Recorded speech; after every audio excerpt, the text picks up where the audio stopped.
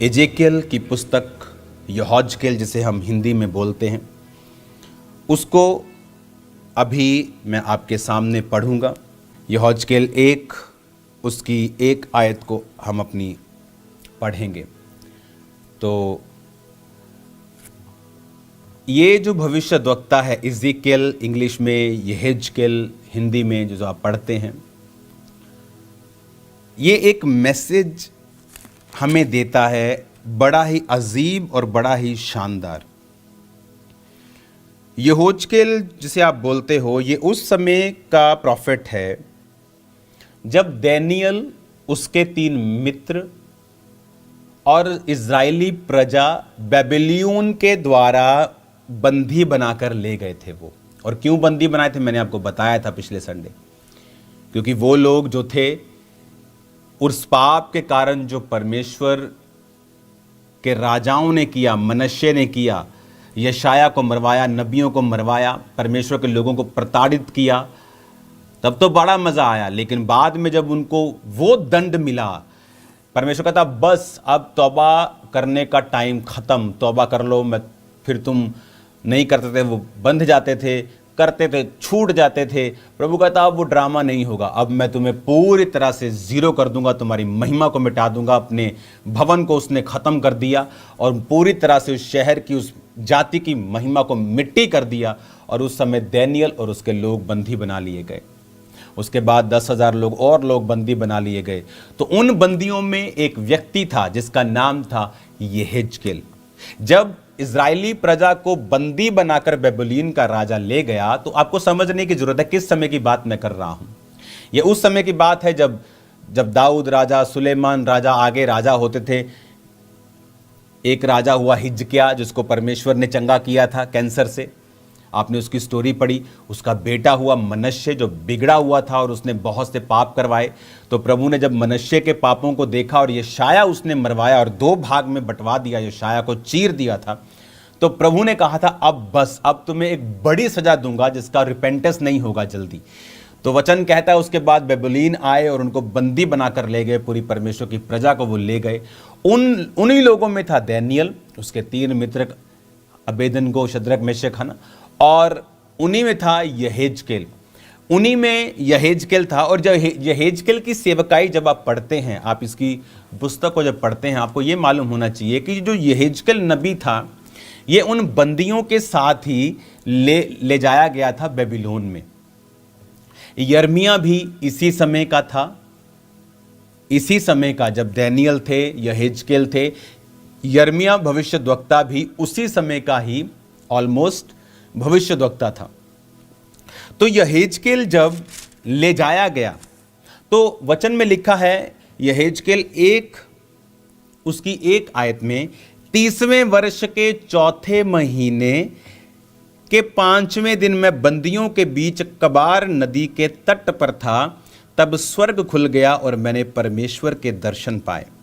यहोयाकीन राजा की बंधुआई के 5वें वर्ष के 4थे महीने के 5वें दिन को कसदियों के देश में कबार नदी के तट पर यहोवा का वचन बूजी के पुत्र यहोजकेल याजक के पास पहुंचा और यहोवा की शक्ति उसी पर वहीं प्रकट हुई।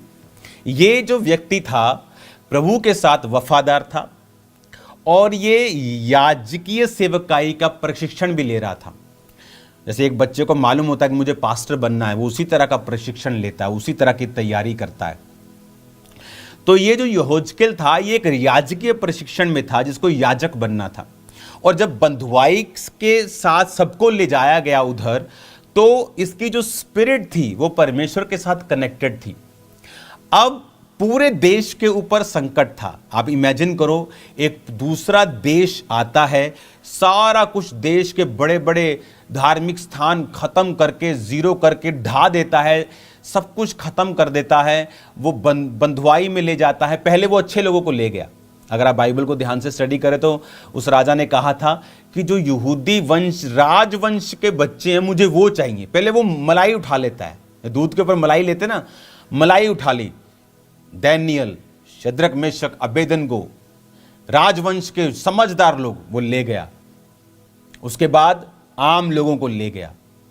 उसके बाद उसने सब मिट्टी कर दिया और सब कुछ ले गया, वो खत्म कर दिया उसने। अब वो समय था, उस समय उन हजारों लोगों में एक था यहेजकेल, जो परमेश्वर के साथ जुड़ा हुआ व्यक्ति था। अब ये पूरा बता रहा है कि वो 30 साल का था। कहता मैं 30वें वर्ष के चौथे महीने के 5वें दिन, यानी उसका बर्थडे होता है 30वां, उसके 4 महीने बाद अगर आपका बर्थडे जनवरी को है तो इसका मतलब जनवरी, फरवरी, मार्च, अप्रैल, ये उसकी बात कर रहा है कि हाँ, पूरा उसको पता है कि वो किस दिन की बात कर रहा है। कहना मैं बंदियों के बीच कबार नदी के तट पर था, तब स्वर्ग खुल गया और परमेश्वर के मैंने दर्शन पाए। इमेजिन करो, एक ऐसी जाति के बीच में अब वो था जो बहुत ही, जिसे कहते हैं कि बहुत ही गंदा किसी के साथ जब बिहेव करना, जैसे हम सुनते हैं कि जो ब्रिटिशर्स थे, जब वो इंडिया को उन्होंने बंदी बनाया तो मजदूरों के साथ बड़ा गंदा वो बिहेव किया, बहुत सी ऐसी स्टोरीज सुनते हैं। तो वो ऐसे मजदूरों के तरह उनके साथ बिहेव किया गया, उनको प्रताड़ित किया गया। लेकिन वचन क्या कहता है कि बंदियों के बीच वो कबार नदी के तट पे था, तब स्वर्ग खुल गया। इमेजिन करो, आपके ऊपर, पूरे देश के ऊपर एक विपत्ति है, एक मुश्किल है, लेकिन आपका कनेक्शन परमेश्वर के साथ है और आप प्रभु के साथ हैं। सब दुखी हैं, सब रो रहे हैं, लेकिन आपके लिए स्वर्ग खुलता है और बाइबल कहती आप परमेश्वर के दर्शन पाते हैं। यहोजकेल की पुस्तक ये हमें बताती है कि जब यिर्मयाह के टाइम, यशायाह के टाइम का ये समय है, यीशु मसीह के जन्म से 700 साल पहले की ये सब बातें हैं। जब परमेश्वर के लोग बिगड़ गए, दूसरे राजा को परमेश्वर ने तैयार किया, अन्य जाति को, तू इस पे कब्जा कर। उसने कब्जा किया, अच्छे लोगों को पहले ले गया, फिर आम प्रजा को ले गया, सब भवनों को नष्ट कर दिया। ये उस समय की बात है जब उस देश के ऊपर द ग्रेटेस्ट डिप्रेशन था। ऐसा पहले कभी नहीं देखा था। प्रभु राजाओं के पाप को देखता था, उनको सजा देता, मार देता था, नया राजा देता था, फिर वो पाप करता था, उसको मारता था, फिर अच्छा राजा आता था, फिर वो चलता था लंबा, फिर परमेश्वर कहता नहीं अब मैं ये करूंगा ही नहीं। वो जब यशायाह को मरवाया गया, पाप बढ़ गए, बड़ी बड़ी उसने गलत काम किए, जादू टोना करने वालों को उसने देश में जगह दी, बहुत उसने भयानक पाप किए। तो प्रभु ने कहा बस अब तुम सब ऐसी बंधुआई में जाओगे कि तुम्हारी तौबा तौबा मैं करवा दूंगा। प्रभु के हाथों में पड़ना बड़ी भयंकर बात है। मैंने देखा है प्रभु, आप जब इंसान जब पाप करता है, वो एकदम से एक रात में आपको कई बार उत्तर नहीं देता, लेकिन वो आपको ऐसे लंबे कोर्स में डालता है, आपका एंड ही चेंज हो जाता है। कहीं आप जा रहे थे, लेकिन आपका कई बार वर्तमान आपको लगता है चेंज नहीं हुआ, लेकिन एक गाड़ी, दो गाड़ियां जा रही हैं, दोनों सेम जा रही, लेकिन एक कोलकाता जा रही है और एक मुंबई जा रही, लेकिन एक समय वो दोनों एक ट्रैक से निकलती हैं, सामने सामने से, इधर जा रही इधर जा रही, लेकिन एंड उनका बिल्कुल अलग है। पाप का एंड बिल्कुल अलग है। वर्तमान हो सकता है कुछ देर आपको फर्क ना पड़े, क्योंकि बहुत से लोग इस गलती में पाप करते रहते, उनको लगता है कि मसा पा लेते हैं, पाप करते हैं, ले हैंड कर दिया, बेच दिया, 25,000, 50,000, 1,00,000 पाप कर लिया लड़की के साथ, व्यभिचार। उनको ये मालूम नहीं होता कि मसा काम करेगा, गिफ्ट काम करेगा, लेकिन तुम्हारी डेस्टिनी चेंज हो चुकी है, तुम्हारी डेस्टिनेशन बदल चुकी है। वर्तमान में तुम्हें लगता है तुम्हें फर्क नहीं पड़ रहा, लेकिन वो फर्क पड़ना भी स्टार्ट हो जाएगा और तुम एंड में कहीं और ही होंगे जहां तुम नहीं होना चाहिए तुमको। और अब आपको ये इस बात समझ आएगी कि जब परमेश्वर ने इसको कहा, और बाइबल कहती है कि वो बंधुओं के बीच में था और स्वर्ग खुल गया और उसने क्या देखा। कहता कि यहोवा की शक्ति उस पर प्रकट हुई, 3 आयत में लिखा है। अब ये आज मैं आपको ये मैसेज पूरा नहीं दूंगा, आज इसके कुछ पार्ट पर हम डिस्कशन करेंगे कि ये एक होप है, ये एक आशा है। आप इमेजिन करो कि एक पूरा देश बंधुआई में है, लेकिन एक व्यक्ति जो प्रभु के साथ जुड़ा हुआ है वो अभी भी हेवनली विजन ले रहा है और परमेश्वर की शक्ति उस पे हो रही है और वो परमेश्वर के साथ जुड़ के अपनी लाइफ को बेटर कर पा रहा है। कौन था? दानियेल इन्हीं बंधुओं में से था। लेकिन आपको पता है दानियेल कहां तक पहुंचा? उस देश का ऑलमोस्ट वो प्रधानमंत्री टाइप की पोस्ट पर पहुंच गया था। बाइबल में कहती थी, राजा ने कहा था तीसरा तू, दूसरा तू प्रभुता करेगा। ऐसा बड़ी पोस्ट, गृह मंत्री, बड़ी पोस्ट। कौन था दानियेल? एक बंधुआ। लेकिन ये पुस्तकें हमें क्या बताती हैं? ये पुस्तकें हमें ये बताती हैं कि कोई मैटर नहीं करता आपका परिवार कितना गरीब है, आप कैसी परिस्थिति में जन्मे हो, आप कितने भी बुरे देश में जन्मे हो। आप चले जाओ अफ्रीका में, वहां लोग मिट्टी खाने पर मजबूर हैं। आप तो अच्छे देश में हैं, आप तो खा पी रहे हैं। एशियन देशों में ऐसी प्रॉब्लम नहीं है, इंडिया में, पाकिस्तान देशों में ऐसा नहीं कि आपको खाना नहीं मिलेगा। धार्मिक स्थानों में आपको लंगर मिल जाते लोगों को, लेकिन वहां ऐसा नहीं है। बहुत से देशों में बहुत प्रॉब्लम्स हैं। लेकिन आपको ये बात समझनी पड़ेगी कि परमेश्वर क्या कहता है। अब आपकी सिचुएशन जितनी मर्जी खराब हो, आपके आसपास जितना मर्जी इकोनॉमिक डिप्रेशन हो, मंदी आ जाए, शेयर मार्केट गिर जाए जी, फलाना गिर गया जी, कोई कमेटी लेके भाग गया जी, बिजनेस फेलियर हो गए लोगों के, कोविड आ गया जी, कुछ भी होता रहे, परमेश्वर ये मैसेज देता है इन पुस्तकों से कि अगर तुम्हारा संबंध मेरे साथ है, चाहे तुम बंधुओं के बीच में भी हो, मैं तुमको वहां से निकाल कर अलग करके तुम्हें ऊंचा करके तुम्हें ब्लेस कर दूंगा। तारीफ करो जोर से खुदावंद के वचन के लिए। उसने कहा तेरा परिवार कैसा भी हो, तेरा बिजनेस, तेरा परिवार, आस पास तू जिस जाति में जन्मा है वो छोटी है, तू बहुत आदिवासियों में कहां भी तू जन्मा है, तू अपने आप को जितना छोटा तू समझ रहा है, लेकिन परमेश्वर कहता नहीं, अगर तेरे मेरे साथ संबंध है, अगर तू मेरे साथ जुड़ा हुआ है, अगर तू मेरी तरफ ध्यान दे रहा है, तो मैं तुझको उठाऊंगा, अपनी शक्ति तुम पर प्रकट करूंगा, तुमको दिन प्रतिदिन तुम्हारी वफादारी के हिसाब से उन बंधुओं के बीच में भी ऊंचा लेके जाऊंगा। आपको मालूम, जब शद्रक, मेशक और अबेदनगो, जब राजा ने कहा कि मेरी मूर्ति को जो दंडवत नहीं करेगा वो आग के भट्टे में डाल दिया जाएगा, वचन कहता है शद्रक, मेशक, अबेदनगो ने कहा हम नहीं करेंगे, तू आग के भट्टे में डालना है डाल दे।